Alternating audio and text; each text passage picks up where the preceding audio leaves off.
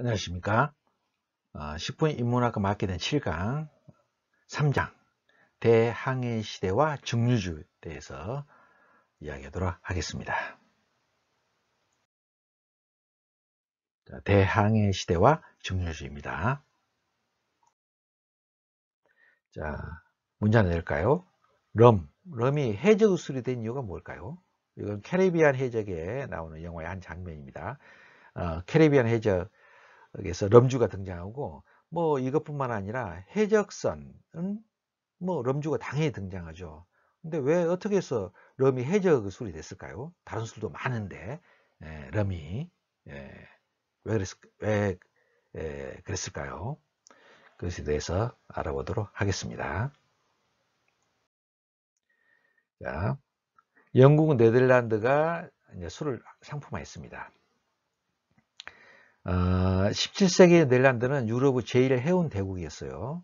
주요 상품이 술이었습니다. 술.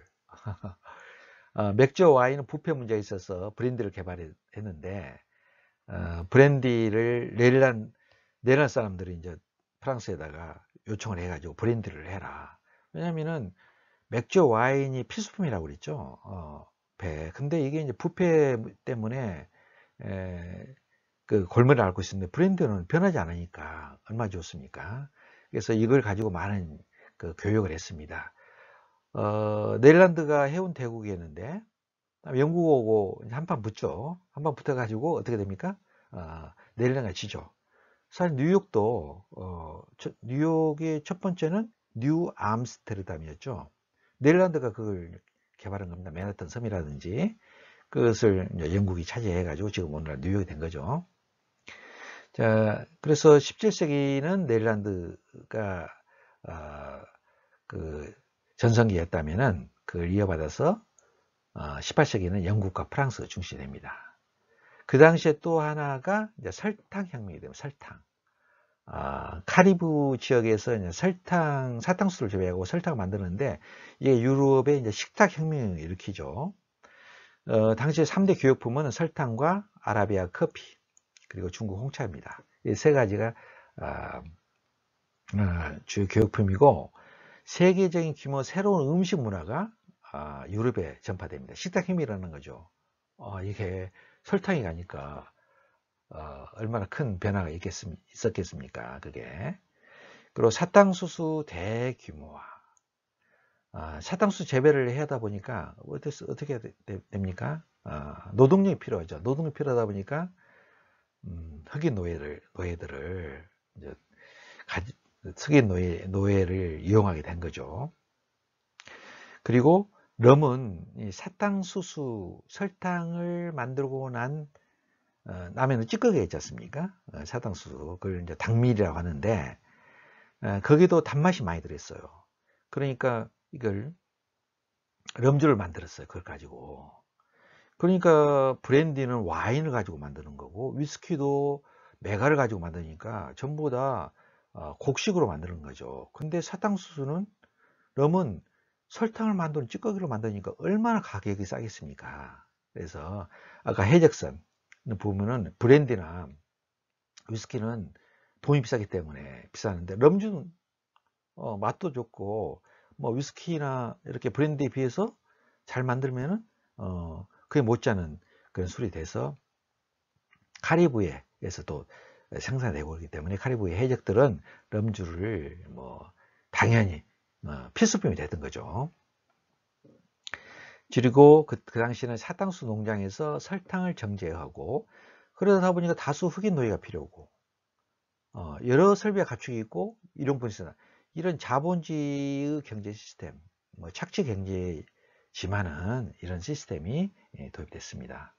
그리고 18세기 후반에는 또 영국 도인도 회사가 인도산 면포를 생산해서 의복절이 혁명이 되고 산업혁명 후 도시화가 진전되니까 수수료가 급증되고 수루 대량 생산, 대량 유통이 가능해 됩니다. 자, 노예 무역 필수품이 이제 중류주가 됐습니다. 중류된 술이 유럽 탐험가들의 해양 루트 여행을 시작할 때 등장했어요. 이때 콜럼버스가 아메리카 신대륙을 발견하고 대항해 시대를 여는데 이때 또 증류주가 나오게 된단 말입니다. 이게서 설탕 생산 노예를 급조했는데 캐리비안 군도와 브라질 지역의 이 지역의 주 설탕 생산 지역이 있어요. 이것은 서인도 제도에 쓰는 그 흑인 노예들이 위주로 하는 설탕 공장이 그 판화인데 이런 비참한 생활을 했죠. 약 4세기 동안 400년 동안 한 1100만 명의 흑인 노예가 아프리카에서 신세계로 이제 이동을 했는데 이게 그 영화 같은 데서도 많이 나오죠. 그냥 짐짝처럼 폭행체로 이렇게 운반 이동을 했기 때문에 이동 중에 절반 중 사망을 하고 간다 해도 수명이 한 7, 8년 정도밖에 안 했다 합니다. 이런 부분은 일만 죽으라고 일을 시킨 거죠. 그러니까 그런데 증류주가 어떤 역할이냐면은 유럽의 노예상들이 브랜디와 럼을 주요 화폐로 이용했어요. 이상하게 그 노예를 하게 되면은 아프리카에서 노예를 했는데 노예를 파는 사람도 아프리카 사람들이었습니다. 자기 부족이 아닌 사람들을 잡아다가 했는데 브랜디나 럼 한 병에 노예 한 명 그렇게도 교환이 가능할 정도로 그 술을 좋아했다고 그래요. 그 노예상들이 그래서 화폐로 사용이 됐습니다. 안타까운 일이죠. 자, 그리고 설탕 혁명가 럼 이렇게 이야기를 했죠. 17세기 캐리비안 군도에서 사탕수수 농장이 세우되는데 이때 바바도스 농부들이 설탕 제조 쓸모없는 재료를 이용해서 증류주를 만들었어요. 대단한 거죠. 그러니까 설탕을 만들고 남은 찌꺼기, 당비를 이것을 버렸는데 이걸 가지고 하다 보니까 술이 된 거죠. 술을 만들어서 증류를 해서 처음에는 사탕수수 브랜디로 불렸는데 저렴한 제조 비용과 높은 도수로 큰 인기를 얻었습니다. 그래서 이게 북아메리카 식민지로 가고 뉴 잉글랜드 지역 미국 독립하는데 럼 제술이 큰 역할을 했다고 그랬죠. 그래서 가장 인기가 규모 있는 산업으로 발전해서 럼주 만드는 것이 러무 어원은 영국에서 흥분, 떠들썩거림을 의미하는 럼발리언에서 유래했습니다. 그래서 음악의 룸바하고도 이제 같은 어원이라고 합니다. 그래서 이 술 모이는 흥분되고 떠들썩거리니까 그래서 소설 보물섬에도 해적이 부르는 노래 럼주가 등장하고 카리브해에서 활동하는 해적들의 술로 이렇게 유명하게 된 거죠. 자, 럼은 삼각무역에서 중요한 역할을 합니다. 술과 노예, 설탕의 삼각관계를 완성시키는데 매개체 역할을 하게 되는데요. 아프리카 서안에서 흑인 노예를 싣고 와서 서인도 제도에다가 하산합니다. 그리고 설탕을 싣고 뉴 잉글랜드와 유럽으로 운반합니다. 그리고 거기서 뉴 잉글랜드 럼주를 싣고 아프리카로 가서 흑인 노예 대급으로 지급합니다. 그러니까 얼마나 정말로 좋은 무역을 했겠습니까? 배를 싣고 흑인 노예를 가져다가 주고 여기서 럼을 가져다가 설탕을 가져다가 주고 뉴잉글 지역에서 그래서 뉴잉글 지역에서 주요 기반 산업이 럼주를 만든 것이라고 했죠. 미국 그 식민지 당시에 13개 주에서 근데 이 그 럼이 중요한 기간 산업이었는데 이것을 영국 그 본국에서 세금을 부과하게 되니까 이제 반발해서 일어나서 미국 독립전쟁으로까지 이제 발전하는데 큰 역할을 했다는 거죠. 럼주가 이 중요한 역할을 미국에서 이 지역에서 하고 있었습니다. 근데 이게 미국 독립하고 나서 1807년에 이제 당밀 수입 금지령, 노예 거래 폐지령으로 해서 럼주 기반의 대서양 노예무역 시스템, 상가무역 이게 사실 노예무역 시스템이죠. 그래서 미국의 럼주 제조가 이제 정말 역학이 됩니다. 그래서 영국이 이게 당시에는 물론 인도주의적인 것도 고려가 뭐 일본 됐겠습니다만은 다른 가지는 이 노예무역 시스템을 주했던 것이 이제 미국 럼주 제도도 되고 프랑스가 이 노예 무역에 엄청나게 많은 노예를 가져다가 이런 사탕수 농장을 개항하는 데 사용했어요. 이런 부분에 그것을 동시에 말씀드립니다. 자, 영국 해군과 럼. 럼이 영국 해군의 전투를 증강에도 굉장히 큰 역할을 했다는 것입니다. 영국 해군이 맥주 대신 럼을 지급했는데 하루에 284ml, 소주 한 병보다는 좀 적은 거죠. 근데 럼에 레몬이나 라임 주스를 첨가해서 마셨는데 맥주는 이제 비타민 C가 안 들어있어요. 이게 선원들의 계열병 감소에 감소하는 효과가 있어가지고 영국 해군 전투력 개선에 큰 도움을 줬다는 겁니다. 그래서 영국 해군 의사 보고서를 보면은 전투 수행 능력이 2배로 향상되고 결과적으로 1805년 트라팔카 해전에서 프랑스와 스페인 함대를 격퇴시키는데 공을 하게 됐다. 여기 트라팔카 해전 유명하죠. 이게 전투력 향상에 럼주가 크게 공을 했다. 그것을 기록한 문서도 있습니다. 그리고 우리가 이제 그로기 상태에 빠졌다는 이야기도 하는데 이것도 럼과 관련됐습니다. 영국 해군 제독 이 사람이 에드먼드 버놈이라는 사람이 럼에다가 물을 타 줘라. 너무 럼을 마시고 이제 치우고 그런 게 있으니까 하니까 그 버넌 제독이 그로그램이라는 그 외투를 자주 입으니까 옷 가지고 이야기를 우리도 뭐 옷 가지고 많이 별명 붙이지 않습니까? 그러니까 올드 그로그라는 별명을 붙였어요. 그러니까 이 물타기 방법을 그로그로 정착이 돼가지고 이제 불렀는데 권투에서는 그로기란 말은 럼을 마시고 이제 비틀비틀 거린다. 그로기 상태다. 그럴 때 이제 그로기란 말이 여기서 나왔고 이제 그로그샵 갑선수를 파는 상점으로 불리는 것으로 이렇게 전해지고 있습니다. 미국 독립혁명가 럼 이것을 몇 번 말씀드린 적이 있죠. 그 삼각무역에서도 뉴 잉글랜드 지역에서 굉장히 미국이 큰 역할을 하지 않습니까? 삼각무역의 한 축을 담당했으니까 식민지 시대와 미국 혁명을 주도한 음료죠. 그러니까 이게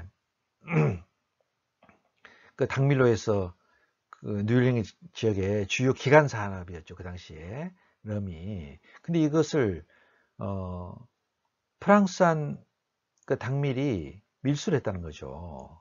영국에서 생산되는 것은 세금을 내야 되니까. 그래서 이것을 막으니까 닭밀 조례에서 설탕 조례에서 밀수 단속하니까 영국과 식민지 대립이 격화돼서 그래가지고는 대표 없이는 뭐 세금도 없다. 거기다가 또 기름에 불에 기름 붓듯이 차 조례까지 발생하니까 보스턴 티파티 사건도 일어나가지고 독립혁명이 일어나게 된 겁니다. 자, 다음에는 진에 대해서 이야기하도록 하겠습니다. 진은 일반적으로 드라이진, 런던 드라이진이라고 하는데 진을 최초로 만든 곳은 네덜란드에서 만들어졌습니다. 그래서 네덜란드 진은 그냥 진이라 하고 영국에서 더욱 드라이하게 만들어져 가지고 런던 드라이진이라는 이름이 붙고 있습니다. 네, 영국의 명예혁명이 일어났었죠. 명예혁명이 일어났는데 명예혁명은 진혁명이다. 술 입장에서 보면은 이렇게도 말할 수가 있는데 그것은 명예혁명이 일어난 후에 네덜란드의 윌리엄 3세를 영국 왕으로 추대했잖아요. 근데 그 당시에 네덜란드에서는 진, 게네베르 이게 영국으로 가서 이제 진의 대국으로 영국의 진의 대국으로 변迁했는데 네덜란드 마셨던 그 진이라는 술에 대해 애착을 가지고 있었어요. 예, 그러다 보니까 진을 많이 이렇게 장려를 하다 보니까 이게 서민 대중주로 큰 인기를 끌었습니다. 진이. 런던 드레이 진이. 그래서 진을 마시면 누구라도 왕이 된가도 호킹급이 든다. 노동자들은 물보다 진을 마시고 차우유보다 진은 가격이 훨씬 저렴해서 대유행했습니다. 그래서 식수가 오염된 경우 우유를 마실 아이에게 진을 먹이는 현상도 발생하고, 그래서 너무 그 진으로 인한 피해가 너무 컸습니다. 그래서 윌리엄 호가스가 그린 진의 뒷골목이라는 그림도 이때 나옵니다. 그래서 의회가 진을 과음으로 사회 문제가 발생하자 진에 대한 세금도 인상했지만은 서민들의 강력한 반발로 폐지되고 있었습니다. 근데 이때까지만 하더라도 이게 그 술을 굉장히 많이 마셨던 것이죠. 영국에서는. 자, 윌리엄 호가스의 진의 뒷골목이란 1751년에 그린 그림인데, 이걸 몇 번 설명드렸죠.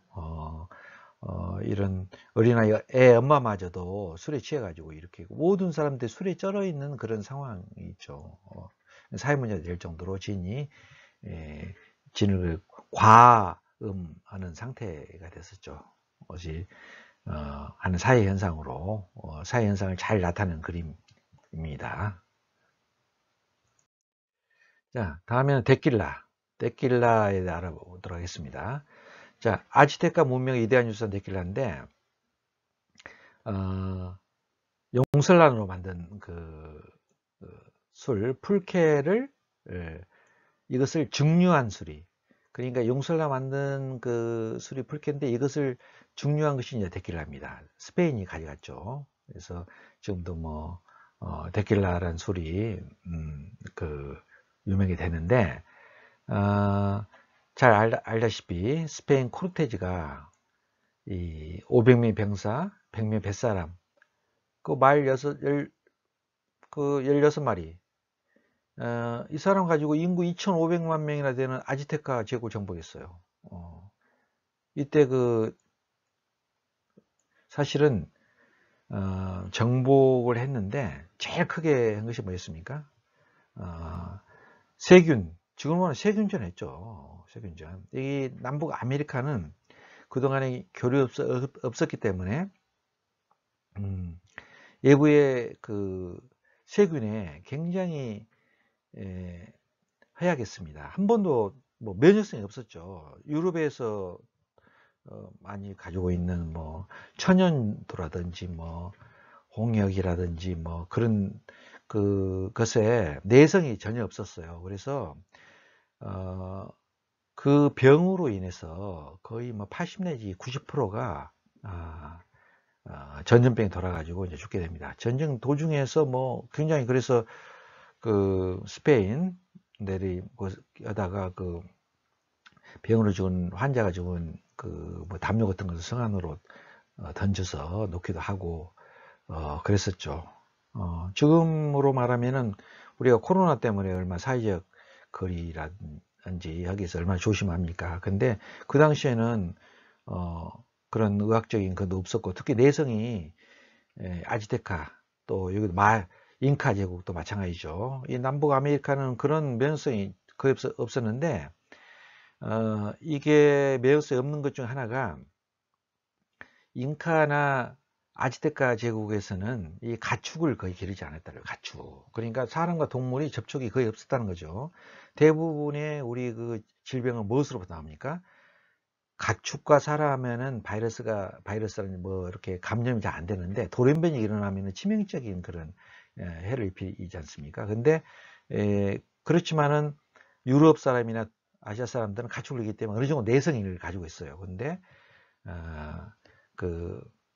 아메리카 사람들은 그 내성이 없었기 때문에 이렇게 그냥 속수무책으로 당하죠. 그리고 코르테즈, 그리고 잉카 제국도 불과 뭐 200명도 안 된 사람들한테 당하지 않습니까? 이런 이야기를 알고 싶으면 총균세를 보면 아주 자세히 나와 있습니다. 그러면 잘 보기 바랍니다. 어쨌든 여기서 멕시코의 용살란으로 만든 술을 중년 술이 데킬라입니다. 데킬라. 네, 다음은 버버니스크입니다. 버버니스크 이름은 한번 설명한 적 있었죠. 미국 독립전쟁 때 프랑스 부르봉 왕조 도움을 받아서 독립을 쟁취했습니다. 그래서 1776년에 미국이 독립했는데 프랑스 대혁명은 1789년이죠. 미국 독립혁명 때 많은 부르봉 왕조 지원해가지고 재정이 취약해진 것도 프랑스 혁명을 가져오는 원인 중 하나라고 설명했었죠.